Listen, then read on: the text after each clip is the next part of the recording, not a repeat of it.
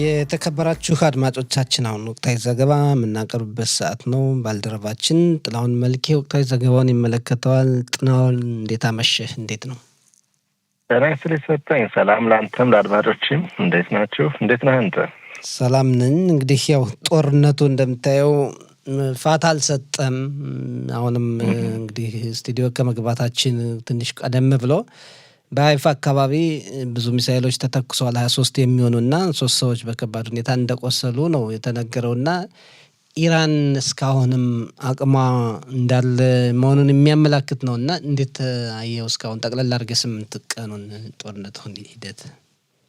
አዎ ከጥያቄ የመጨረሻው ልጀምርና ከዛ ወደ ላይ መውጣት ማለት አጠቃላይ 8 ቀናቱን። አዎ አሁን እንዳልከው ወደ ስቱዲዮ ከመግባት ውይይታች ከመጀመራችን ነገሩ ትንሽ ወደ 1 ሰዓት ምናምን ከዛ በላይ እንግዲህ የወሰደ እና በሀገራችን የደቡብ እና የሰሜን ክፍል ኢራን የምትልከውን ባሊስቲክ ሚሳይል አሁን እየላከች ነው። በሚገርም ሁኔታ ደግሞ ከአሁን በፊት ትልክ ከነበረው ለየት ያሉ መሳሪያዎችን የመጠቀም ሁኔታ ይታያል። ግን ያን ከዚህ ከጥቃቱ በኋላ ማለት ነው ሰጠኝ የጦር ኃይሎች ኢታማዦር ሹምና ጠቅላይ ሚኒስትሩም በዚህ ዙሪያና አጠቃላይ ጦርነቱን በተመለከተም የሰጡት መግለጫ ነበር። ማለት ከዚህ ከጦርነቱ ማለት ከጥቃቱ በኋላ ማለት ነው። እንግዲህ ይበልጥ የእስራኤል ሕዝብ ደግሞ መስማት የሚፈልገው የወታደሩ ክፍል ምን ያስባል፣ መንግስትስ የሚል ሁኔታ አለ።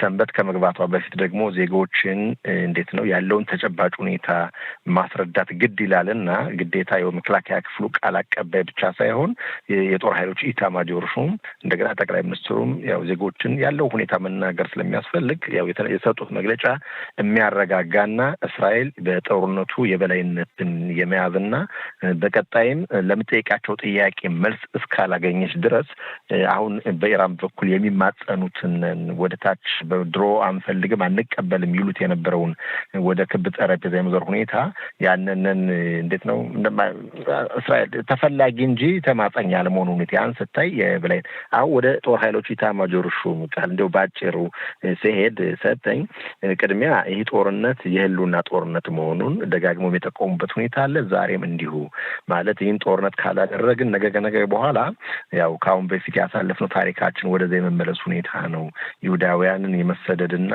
ይሁዳውያን አገር አልባ የመቅረት ሁኔታ። ስለዚህ ወቅቱ አሁን ነው፣ ይህን ጦርነት እያደረግን ነው። አንዱ መልእክታቸው ነው። ያው ከዚህ ጋር በተያያዘ ይህ ጦርነት ደግሞ ረጅም ጊዜ ሊወስድ እንደሚችልም ማለት እስራኤል በአብዛኛው እቅድ አድርጋ የምትወጣው ጦርነቱ አጭር ጊዜ እንዲሆን ጦርነቱ በአጭር ጊዜ ውስጥ የበላይነትን በመጎናጸፍ ማለት ነው። እንግዲህ በእንደዚህ አይነት መጨረሱ ነው። ግን ይሄ ያዝነው ጦርነት ካሰብነው ማለት በእርግጥ ታስቦበትና ረጅም ጊዜ ሊወስድ ይችላል፣ ጉዳትም ሊደርስ ይችላል ተብሎ ታስቦበት ነው። ረጅም ጊዜ ታስቦበት ተጠንቶበት ማለት አሁንም ዜጋዎች ጠንካራ እንዲሆኑ ረጅም ጊዜ ይወስዳልኝ፣ ትዕግስት ይኖራችሁ። ይሄ ነው። ሌላው በጠላት በኩል የእስራኤል አየር ኃይል አጠቃላይ መከላከያ ኃይሉ እያደረሰ ያለውን ጉዳት በዚህ በኩልም ይበልጥ ትኩረት ያደረጉት የጦር ኃይሎች ኢታማዦር ሹም በኢራን በኩል እንግዲህ በመቶዎች የሚቆጠሩ ከ450 እስከ 500 የሚጣጋ የማስወንጨፊያዎች አሉ። እነዚህን ባሊስቲክ ሚሳኤሎች የሚልኩትኝ አሁን እነዚህን ግማሾቹን ደምስሰናል ሲሉ እንግዲህ በግልጽ መግለጫቸውን ዛሬ ይፋ አድርገዋል። ተመልከት፣ ግማሽ እንግዲህ በዚህ በተወሰነ በአንድ ሳምንት ጦርነት ማለት ነው ከግማሽ በላይ እንዲሁም ከግማሽ በላይ የሚሆኑትን በቀጣይም እንደመስሳለን። ኢራን ይህን ማስወንጨፊያ የላትም ማለት ያው ብዛት ያላቸውን ባሊስቲክ ሚሳኤሎች ታቅፋው ትኖራለች ወይም ደግሞ እየተደበደበም እየጋየም ነው። ያንን እናያለን እና ይህንን በተመለከተ እንግዲህ የጦር ኃይሎች ኢታማዦር ሹም ያው ዜጎችንም በማድነቅ ፈታኝ ጦርነት ነው በህልውናቸው የመጣ ነው በማለት አጠቃላይ በዚህ እጃቸውን የሰጡትን የደህንነት ክፍል ከታች እስከ ላይ ሁሉም በማድነቅ አይዟችሁ ጦርነቱ እኛ በበላይነት እየመራ ነው የሚያበረታቻና ዜጎችን ጥሩ እንቅልፍ እንዲተኙ መግለጫ ሰጥተዋል። ጠቅላይ ሚኒስትሩ እንግዲህ ከነበረው መግለጫ እንዳበይት ርዕስ ወስደው በይበልጥ ለኢራን መንግስት ማለት ነው እኛ ጠላት ለኢራን ህዝብ ነበር መልእክቱ፣ የጠቅላይ ሚኒስትሩ መልእክት ጠላታችን የኢራን መንግስት ስልጣን ላይ ያለው አምባገነን መሪ አይደለም፣ ለጠላቶቹ ለህዝቦቹ የማይሆነው እሱ ጋር እንጂ ህዝቡ ጋር ምንም አይነት ጥላቻ የለብንም ሲሉ ህዝቡነን ያው እንግዲህ ይህን ያሉት ደግሞ እንዲህ አይደለም ሰጠኝ። ምክንያቱም እኛ ጋር አንዳንዴ በሚኒስትር ደረጃና ፖለቲከኞች ቅደው እላፊ የሆነ ቃል ይናገራሉ። ያው እዚህ አካባቢ ያላችሁት ውጡ። እንዲያውም የመከላከያ ሚኒስትሩም ራሳቸው እሳቸውን በመተቸትና በመዘለፍም እንዴት ነው የጠቅላይ ሚኒስትሩ በያዝነው ሳምንት ከመናገር ተቆጠቡ። ዋናው ውጤቱን ስራውን የምናደርገው እሱ ነው። ለህዝብ መታየት የሚገባው ውጤቱ ላይ እንጂ ምን ማለት ፈልጌ ነው። አንዳንዶቹ ልክ የኢራንን ህዝብ እንደ ጠላት የማየትን ሁኔታ እሱን አትናገሩ፣ ህዝቡ ጠላታችን አይደለም መንግስቱ ስርዓቱ እንጂ በማለት ጠቅላይ ሚኒስትሩ በተደጋጋሚ ይናገራሉ። እንግዲህ ይህ ነው ዋናው መልእክታቸው። አጠቃላይ ያለ ሁኔታ ወደ ጦርነቱ ሲሄድ እንግዲህ ሰጠኝ ያው አንተም እንደምታየው ነው። እንግዲህ ያው አንዳንዴ ደወል ሲደወል የማስጠንቀቂያ ደወሎች ወደ መከላከያ ክፍል እንገባለን። ያው የጦርነት ከጀመረ 8ኛ ቀኑ ሲያስቆጥር እንግዲህ በአስሮች የሚቆጠሩ ወገኖቻችን ህይወት አልፈዋል። በኢኮኖሚ ላይ ማለት በዚህ በንብረት ላይም ከፍተኛ የሆነ ጉዳት እየደረሰ ነው። ያም ሆነ ይህ ሌላ የእስራኤልን እርምጃ ስናይ ግን የምትወስደውን ወታደራዊ እርምጃ ስናይ ኢራን እንደዚህ ሀያሏና ትፈራ የነበረችው መካከለኛው ምስራቅ በቁጥጥር ስር ለማድረግና የመጀመሪያ የበላይነት መያዝ የምትፈልገው ኢራን እንደተጠበቀችው ኢራን አይደለችም፣ እየተዳከመች ይገኛል። አሁን ቅድም የጠቀስከው ነገር አለ፣ ጦርነቱን በአጭር ጊዜ የመጨረስ ሁኔታ። መቼም እንግዲህ ሁለት ሀገራት ጦርነት ገጥመው በጣም የባሊስቲክ ሚሳይሎችን በመተኳኮስ ብዙ ጊዜ የሚቆይ አይደለም እና ይሄ አሜሪካ ጣልቃ የምትገባበት አውሮፓውያን እንዲሁም ደግሞ ሌሎች ዓለም አቀፍ አካላት ጣልቃ የሚገቡበት ሁኔታ በስፋት አላስተዋልንም። የአሜሪካው ፕሬዝዳንትም በ2 ሳምንት ውስጥ ወስናለሁ ያሉበትን ሁኔታ ትንሽ ነገሩን ለእስራኤል ብቻ የተውት አይመስልም ወይ? ጥሩ ጥያቄ ነው። ቅድሚያ ሰጠኛው ለእስራኤል ያም ሆነ ይህ የክፉ ቀን መቼም ማለት ነገሩ ወደ ሌላ ቦታ የመሄድና እንደዛ አይነት ሆነ የአሜሪካው ፕሬዝዳንት ለ2 ሳምንት የሰጡት የጊዜ ገደብ ያናድ እንዲያውም ሳይታሰብ ነገ በኋላ ባላሰብነው ሁኔታ በቃ ሀሳቤን ቀይሬያለሁ ብለው ወደ ጦርነቱ ገብቻለሁ ከናካቴው ጦርነቱን በማቆም ወደ ጠረጴዛ ዙሪያ እሳቸው ያው ጠዋት የተናገሩትን ማታ ትንሽ ችግር አለ በእሳቸው የማመኑ ሁኔታ። ያም ሆነ ይህ ዋናው ቁም ነገሩ ግን የመጨረሻው ዋናው አሜሪካ ከእስራኤል ጎን ነች። አሜሪካና የአውሮፓው ማህበረሰብ ያጠራጥርም ይቅርታ አሁንም አቋረጥኩህ እንጂ ከእስራኤል ጎን መቆማ አጠራጥርም። ብዙም የጦር መሳሪያ ብዙ ነገር ውስጥ ለውስጥ የሚታገዝ ነገር እንዳለ እንሰማለን። ነገር ግን ነገሩን በአጭር ጊዜ አሸናፊ እንድትሆን ኢራን እንግዲህ ለ4 አስርት ዓመታት የገነባቸው ጸረ እስራኤል እንቅስቃሴን በአንድ ጊዜ ለማውደም ያስቸግራልና የአሜሪካ ሰፊ አቅም አላት። ከእስራኤል ጎን ብትሆን ወይም ደግሞ ጥቃት በምትፈጽምበት ጊዜ ሌላ ዓለም አቀፍ አካላትም ቶሎ የሚገቡበት ሁኔታ እንዲመጣ እንደው ጦርነት ብቻ ውጤት ያመጣል ከሚባል ዲፕሎማሲም ቢጨመርበት ለማለት ፈልጌ ነው። እውነት ነው። ጥሩ ቅድሚያ ጥያቄው ወደዛ እየሄድኩ ነበር። ገና ጠንከር አድርገህ ግልጽ የማድረግ ሁኔታ አመሰግናለሁ። ይኸውልህ ለጥያቄ መልስ አሜሪካ አሁን ባለው ተጨባጭ ሁኔታ ጦርዋንን ወደ ጦርነቱ የመግባቱን ሁኔታ ከዚህ ይበልጥ የዲፕሎማሲውን ዘርፍ ትመርጣለች። ዶናልድ ትራምፕ በግልጽ እንናገር ካልን ወደ ጦርነት የመግባቱን ሁኔታ ፍላጎቱ የላቸው። ከዛ ይበልጥ መፍትሄ ማፈላለግ የሚፈልጉት በዲፕሎማሲ ሁኔታው እንዲያልቅ ነው። ምን ማለት ነው? በማስፈራራትም ይሄውንም ልገባ ነው፣ እስራኤልም እየመታችሁ ነው፣ ለእስራኤልም አረንጓዴ መብራት ሰጥቻለሁ በማለት በማስፈራራት እንዴት ነው ወደ ዲፕሎማት ወደ ጠረጴዛ ዙሪያ ለመመለስ ዋናው አላማቸው ይህ ነው። ምክንያቱም ሲጀመር ወደ ስልጣን ከመምጣታቸው በፊት ለህዝብ ቃል የገቡት ጦርነትን አልፈልግም። የአሜሪካ ወታደር ነገ የአንድ ስቴት ማለት ነው አንድ ቦታ 2 በለው 3 ወንድ ወታደር ተገደለ ብሎ በቁም ሳጥን ወደ አሜሪካን ፍላጎቱ የላቸውም ጭራሽ። ከጊዜ ጊዜ የሚያራዝሙትኝ ለዛም ነው ወደ ጦርነት መግባት አይፈልጉም። ሌላው አሜሪካን አሁን ወደ ጦርነት ለመግባትና ላለመግባት የሚቸግራት ምንድነው እንድታሰብ የሚያደርጋት አማካሪዎች አሉ። በጣም በየጊዜው ውይይት ያደርጋሉ። አሜሪካ ወደዛ ገባች ማለት እንግዲህ እዛ አካባቢ ያሉ የአሜሪካ ወዳጅ ሀገሮች አሉ። የአሜሪካ ከ40 ሺህ በላይ የሚሆን ጦር በመካከለኛው ምስራቅ ማለት ነው አለ። የጦር ካምፖች የጦር ብዛት ያለ ጦር ኃይል አላትኝ። አሁን ወደዛ ገባች ማለት ኢራንም ትዝታለች፣ ሌሎች እንደ ሁቲምና ሌሎችም እንዲሁ እኛ በአሜሪካና በአውሮፓ ተቋሞች ከፍተኛውን ጉዳት እናደርሳለን። ያ ብቻ አይደለም፣ ሌሎች ጎረቤት ሀገሮች እንደነ ሳውዲያና ሚሪዮት ለዘብተኛ የሱኒ ማህበረሰብ በእነሱ ላይም ያም የሆርሙዝነን የባህር ዳርቻ ያንን ሁሉ በመዝጋት የዓለምን ኢኮኖሚም ጭራሽ እንዲግና ብዙ አይነት ጉዳት የማድረስ ዛቻዎችን ኢራን ታደርግ ደግሞም ከፈለገች ማድረግም ትችላለች፣ ኃይሉ አላት። ይህንን አሁን ታስቦበት ነው ወደ ጦርነት የሚገባው። አሁን የአሜሪካ መንግስት ምንድነው በቀላሉ ኦኬ እስራኤልን ላግዝ አጋጣሚውን ተጠቅሜ እኔም በታሪክ ባህደር ስሜ ግባ ብለው ወደዛ ገቡ ማለት የሚመጣው ጉዳትስ ኢራን ደግሞ በቃ መሞቴ ማለት በቃ ስልጣኔ በእንደዚህ አይነት ሁኔታ የሚያልቅ ከሆነ በቃ ያለ የሌለኝ መሳሪያዬን ወደ ሌሎቹ በፈልገው ቦታ በመላክ የመጨረሻ የቁርጥ ጦርነት በእንደዚህ አይነት ሁኔታ ጉዳት እነዚህ ነገሮች ታስበውበት የሚሆን ሁኔታ ነው። በእስራኤል በኩል ላልከው ጠቅላይ ሚኒስትር ቢንያሚን ኔታንያሁ የሚሉት ምንድነው እንዳልኩ እስራኤል በረጅም ጦርነት አታምንም። እስራኤል እጠር መጠን ያለ ጦርነት በማድረግ እንዲያውም አንዳንዴ ሳንፈልግ አንዳንድ ጦርነቶችን በስምምነት ስንጠየቅ ያው ፈልጋ እኮ እስራኤል ላድርግ ባትልም ግን ማድረግ እንዳለባት ውስጥ ለውስጥ የጦር መሳሪያ እጥረት ሊኖር ይችላል። በእንደዚህ አይነት ምክንያት ወደ ስምምነት የዞረችበት ሁኔታ። ሌላው ባለንበት 21ኛው ክፍለ ዘመን በጦር ኃይል ብቻ አንድን ሀገር አታሸንፍም። አንድ ጠላትን ዞሮ ወደ ዲፕሎማሲ ወደ ስምምነት ወደ ድርድሩ መሄዱ ያስፈልግ ግድ ይላል። ግልጽም ነው ወደዛ ምን ሄዳለን። ግን ካለ ሁኔታ በእስራኤል በኩል የሚነገረው ምንድነው አይ እኛ ያለ አሜሪካ መሳከር ያለ አሜሪካ ድጋፍም አሜሪካ ወደዚህ ሳትመጣም ብቻችን ጦርነት የመወጣቱ ኃይሉ አለን ሲሉ ጠቅላይ ሚኒስትሩ ተናግረዋል። ያ ማለት ምንድነው ረጅም ጊዜ ሊወስድ ይችላል ነው እንዳልከው አሜሪካ ገባች ማለት በእርግጥ ሁሉን ነገር ሊያሳጥረው ይችላል። ግን ከዛ ጀርባ ይዞት የሚመጣው መዘዝ ምንድነው ካልክ ሳናስበው ወዳልታሰበ ጦርነት ሊገባ ይችላል። ሌሎች የኢራን ደጋፊ ሀገሮች ከዛ እንዲሁም ሩሲያ አንዳንዴ ልክ እንዴት ነው አይጥሩ አይደለም ስትል አሜሪካ የምትተችበት ሁኔታ አለ። እንግዲህ የኢራን ሌሎቹ እንደ ቻይና እና ሩሲያ ደግሞ ከአሜሪካ የበለጠ ከእስራኤል የበለጠ ወደ ኢራን የመጠጋት ፍላጎት አለ። ድምጻቸውን ባያሰሙም እነዚህ ነገሮች ተደምረው የሚያመጣው ጦስ የባሰ ሊሆን ስለሚችል ማስፈራራትን እንጂ ቀጥታ ወደ ጦር ለመግባት ፍላጎት ትራምፕ እንድላቸው ይነገራል። ግን አማራጭ ከሌለና ሚዛን ለዋጭ የሆነ ጥቃት ለምሳሌ ኢራን በእስራኤል የምታደርግ ከሆነ ወይም ደግሞ መቆጣጠር እስከሚያቅት ድረስ ኢራን በምትልከው ጉዳት እስራኤል የሚደርስ ከሆነ አማራጭ ከሌለ ልትገባ ትችላለች። ባለው ሁኔታ ግን ጦርነቱን እስራኤል እየመራች ከመሆኑ የተነሳ እስራኤል ነገሩን በዲፕሎማሲ እንጂ በጦር ኃይል አይመስለኝም። ጥሩ።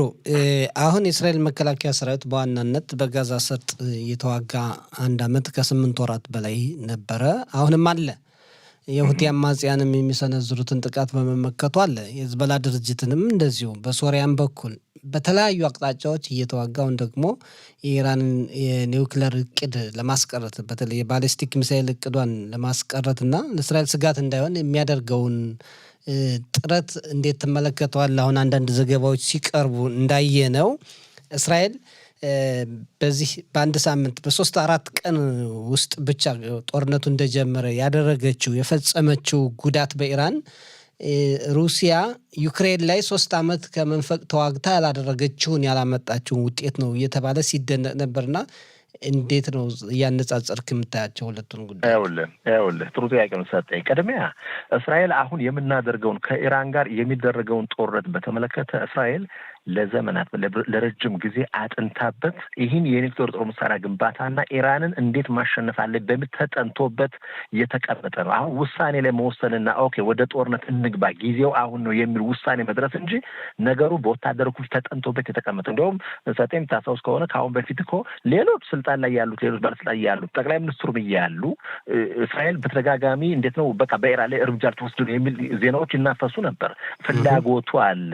ግን አሁን አጋጣሚው ተመቸና ይበልጥ ደግሞ የክፉ ቀን ብላ ኢራን ያዘጋጃቸው ጦር እንደ ሂዝቡላ እንደ ሁቲ አማጽያን ሶሪያ ውስጥ ያለው ኢራቅን ተጨምሮበት አጠቃላይ እንደገና እዚህ ውስጣችን ያሉትን ይሁዳና ሰማሪያና አጠገባችን ጋዛም ሐማስን ጨምሮ የነሱን ኃይል መዳከም ታየና እንደፈለከው የጦር አውሮፕላንህን አስነስተህ 1500 ኪሎ ሜትር በመሄድ እርምጃ መውሰድ እንደሚቻል በትክክል የመረጃ ድርጅቱ ለዘመናት የሰራው ያን ጊዜው አሁን ነው ከሚል ጦርነቱ ተጀምሯል። አሁን ያልከው ሩሲያን ያነሳበት ሁኔታ አለ።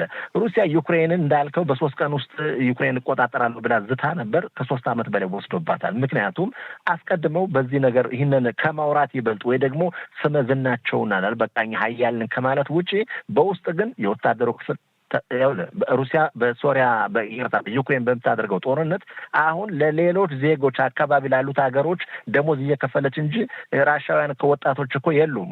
የሞቱበት ሁኔታም አለ። እንደገና አንዳንዶቹ ሀገር ጥለው ለዚህ ጦርነት እጅን አልሰጥም በመጠፍበት ሌላ በገንዘብ ተገዝተው ከሰሜን ኮሪያ ተልከው የሚዋጉ ሩሲያ ምድር ላይ ያሉ ዩክሬንን የሚያጠቁ አሉ። ምን ማለት ፈልጌ ነው? ፑቲን በዚህ ጉዳይ ተዘጋጅቶበት እቅድ ተይዞና ተጠንቶበት የሚካሄድ ጦርነት አይደለም። በእስራኤል ያለው ግን ተጠንቶበት ኢራንን እንዴት ማሸነፍ እችላለሁ ከሚል አንጻር እዚህ ላይ ግን አሁን አንዳንዶቹ ምን ይጠይቃሉ? ኦኬ እንደዚህ አይነት ኃይል ካላት በመረጃውም በሁሉም ነገር እስራኤል እንደዚህ ኢራንን በተወሰነ ጊዜ ልክ ሰባተኛው ማለት የስድስቱን ቀን ጦርነት የሚያስታውስ ሁኔታ እንደዚህ አይነት ጀብድ ምሰራ ከሆነና የድሮ ታሪኳ ምትበል ለምን ነው ሐማስና ሌሎቹ በጣም አናሳ የሆኑት በእስራኤል ላይ እንደዛ? ይህን ጥያቄ ስትጠይቅ አዎ ያኔ ተኝታ ነበር። የመረጃ ድርጅቷን አጠቃላይ ብዙ ኃይሏንና ብዙ ጭንቅላቷን መስዋዕት ማለት ትኩረት ያደረገችውና ሞሳዳውንም አለ ሻባክ ግን ትንሽ እንዳንቀላፋ ነበረ ማለት ነው። በፊት እንግዲህ እዚህ ላይ የጋዛው ሰርጥ እንደው በአጭር ጊዜ አለማለቁ እና በሰለላም በተለያዩ ነገሮች በብቃት በአፈጻጸም የዘመቻ አፈጻጸምም ለየት ያለ ነው። እንዲያው እኛ አሁን ዜግነት ስላለን እስራኤላዊ ስለሆን ብቻ ባድሎ የምንዘግብ እንዳይመስል እንጂ ይሄ እኮ በታምር የሚታይ ገና የሚነገርለት መጽሐፍ የሚጻፍለት ታሪክ ነው የተሰራው። እውነት ነው። እውነት ብለሃል ሰጠኝ። ትክክል ነው ያልከው። ምን ማለት ነው? አሁን ላልከው ካንተው በመቀጠል እዚህ ካጠገባችን ያሉትን ሌሎችን ጠላቶች የመናቅና በቃ ያለ ኃይሏን እስራኤል ልክ ታላቋ ኢራን ላይ ምን ማለት ነው? ይህ ጦርነት ሲሆን ሰጠኝ የመጀመሪያው ባለፈው ሳምንት ሐሙስ ለአረብ አጥቢያ የእስራኤል አየር ኃይል ሄዶ ኢራን ላይ እርምጃ ሲወስድ የሞሳድ ድርጅት እኮ የኢራንን መንደር የአየር ጸባዩን ተለማምዶት ሰንብቶ ውሎ አድሯል እኮ ለዘመን ብዙ ጊዜ ቆይቷልኝ። ምን ማለት ነው? ውስጥ ገብተው እንደፈለጉት እንደውም ይነገር ነበር። አሁን ፎርዶ ይሄ በጣም የሚያስቸግረውና አሜሪካን እስራኤል ባክሽ ወይም አንቺ አድርጊው ወይም ደግሞ ስጭኝ ያለሽን ፈንጅ እስራኤል አሜሪካ ብቻ ነው ያለው የነ ፈንጂ ይሄንን ፎርዶ የሚባለውን 80 ሜትር ከምድር በታች ርቀት ያለውንና ቢ12 ነው ቢ2 እና ቢ52 እነዚህ የሚሸከሙት እነዚህ እንትኑን ነው ይሄንን ፈንጅ የሚወረውሩት አውሮፕላኖች ናቸው። እነዚህ ተመልከት እንግዲህ ታሪኩን እንደው ጊዜ ካልሰጠኝ ከአሁን በፊት ኦባማ ስልጣን ላይ በነበሩበት ወቅት መካከለኛው ምስራቅ ሲጎበኙና ሲሉ ኢራን የኒውክሌር መሳሪያ ግንባታ እየገነባች እስራኤልን ብቻ ሳይሆን ሌላውን ዓለም እያሰጋች ነው። ለዚህ መልስ ደግሞ ሀያሏ አሜሪካ እንኳን መልስ የላትም። ይሄን ምን ማድረግ ይገባል ሲባል ኦኬ ምን ማለት ነው? የኒውክሌር ጦር መሳሪያ ኦኬ አንድ ቀን አሻፈረኝ ብላ ኢራን ይህን መሳሪያ ወደ እጇ ለማስገባት በምትገሰግስበት ወቅት እርምጃ እንውሰድ ካለን እንዴት ማጥፋት እንችላለን በሚል ጥያቄ የራሳቸው የደህንነት ክፍሉ ባላት ነው ሲያወያዩ በቃ የጦር መሳሪያ መሰራት አለበት። አሁን እንደሚነገረው ከሆነ ከ20 በላይ የሚሆኑ ኢራን ውስጥ ቦታዎች አሉ የኒውክሌር መሳሪያ ግንባታን ምርመራ የሚደረግበት ብዙ አንዳንድ ፈተና ሙከራ ሁሉንም ያጣቀ ከነዚህ ውስጥ ግን 5 እና 6 የሚሆኑት እንደ ናታንዝ እስራኤል ከጥቅም ውጭ ያደረገችው አትፊያን እሱንም የጎዳችበት ሁኔታ የበለጠ ግን እስራኤል መጉዳትና ማንኮላሸት የማትችለው ፎርዶ የተሰኘው አሁን እዛ 80 ሜትር ርቀት አለ ከምድር በታች። አሁን ይህንን ሰርጎ የሚገባ ፈንጅ እስራኤል የላትም። ለማን ነው? ቅድም ኦባማ ያልኩ ስልጣን ላይ ከመጡ በኋላ ይህንን መረጃ ሲቀበሉና ይህን ማድረግ ካስፈለገ ሌላ የጦር መሳሪያ መሰራት አለበት። ምን እንዳደረጉ ታውቃለህ? ወደ ቤታቸው ከተመለሱ በኋላ ኦባማ ለአሜሪካ ብርቅ የሆኑ ሳይንቲስቶች እኔ ይህን 80 ሜትር ቀዶ የሚገባ ፈንጅ እንድታዘጋጁልኝ እፈልጋለሁ። ወዲያውኑ ቀጭን መመሪያ ይሰጣሉ። ከዛ በኋላ 60 ሜትር ጠልቆ የሚገባ ፈንጅ ይዘጋጃል። ክብደቱ 13.5 ቶን። ተመልከት ምን ማለት ነው? ከወደቀ ምድር ላይ እዛ ላይ እንግዲህ ሸለቆ ይሆናል ወይም ደግሞ ውሃ ሊፈልቅ ነዳጅም ሊወጣ አይታወቅም። የሚሆነው እንግዲህ በጣም ግዙፍ የሆነ ፈንጅ ማለት ነው። ክብደቱ በጣም ይሄን 60 ሜትር ማለት እንግዲህ አንዴ ትልከውና 60 ከመታ ሁለተኛውን ስትልከው ያላቸውን 80 አልፎ ከዛ በላይ ይገባል። በእንደዚህ አይነት ሁኔታ ከጥቅም ውጭ ማድረግ ይህ ፈንጅ ያለው በአሜሪካ እጅ ብቻ ነው። እስራኤል የምትፈልጋት አሜሪካን በዚህ ብቻ ነው። ሌላ ነገር ሌላውንማ እንችለዋለን እኛ እናደርጋለን እያለች ነው። እስራኤል ግን ራሷን ችላ መግባት ከፈለገች ደግሞ ኦኬ አሁን የፈለኩት ምንድን ነው? አሜሪካ ይህ በእንዲህ እንዳለ ይህ ሁሉ ቴክኖሎጂውም እያላት ይህንን ማጥቃትም እየቻለች ግን ቅድም የነገርኩ ነገር አለ አካባቢውን በተመለከተ ወደ ሌላ አቅጣጫ ላለመግባት እስራኤልን የምችለውን ያህል እርዳታ በመለገስ በእንደዚህ አይነት ሁኔታ መርዳት እንጂ ወደ ውስጥ የመግባቱ ሁኔታ ትንሽ አሜሪካንን አላት ከጥቅም ጋር እንዴት ነው ደከሜና ብዙ የቀጠናውን አቀጣጥዬ ውጤት ከማግኘት ባጭሩ ለምን እንዴት ነው የዲፕሎማሲ ማለት ጠረጴዛ ዙሪያ ተቀምጦ በእንደዚህ አይነት ሁኔታ ኢራኖች ይህንን አሁን በስምምነት አሜሪካ በምትለው መልኩ ማለት ነው ለምሳሌ ያላቸውን 60% ኡራኒየም እሱን ወደ ውጭ ሀገር የትም ይግባ የትም ወደዛ በመላክ ወይም ደግሞ መደምሰስ ከዛ በታች 3.67 ማለት ነው እንግዲህ በእንደዚህ አይነት ሁኔታ ሰላማዊ የሆነ ወይም ደግሞ የኃይል ማመንጫ በእንደዚህ አይነት መልኩ ስምምነት ከደረሳችሁ የባሊስቲክ ሚሳኤል የሚባለውን ደግሞ ከናካቴው ማምረትና መገንባት ይህን ነገር ካቆማችሁ ምንም ችግር የለም ስትል እስራኤል ትናገራለች። አሜሪካ የምትፈልገውን እዛ ላይ መድረሱ ነው ጥያቄው። ኢራን ወደዛ መግባት ትችላለች ወይ?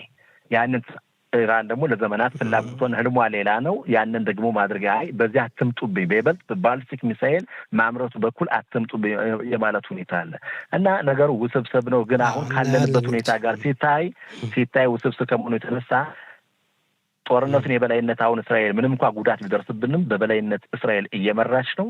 ከዛ አንጻር ኢራን ደከመኝ ስትል እንግዲህ ወይም ደግሞ አቅሟን ታይና ስልጣኑን ላለማጣት ሲል ስልጣን ላይ መንግስት ምናልባት ወደ ጠረጴዛ ዙሪያ ደግሞ እየተማጸኑ ነው።